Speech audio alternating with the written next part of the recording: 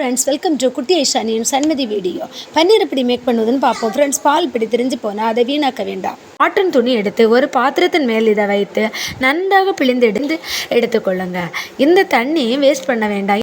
Face mask, chapati மாவு பிசைய, gravy செய்ய பயன்படுத்தலாம். துணியை இப்படி கவர் பண்ணவும், பின்னர் ஏதாவது ஒரு வெயிட் தூக்கி இதன் மேல் வைக்கவும்.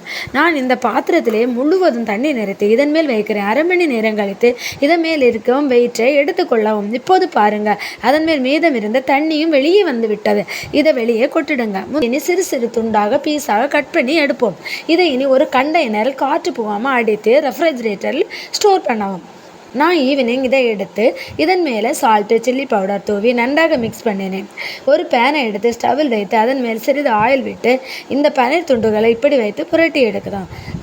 வாவ், சுவையான பன்னீர் ஃப்ரை ரெடி. தேங்க்யூ.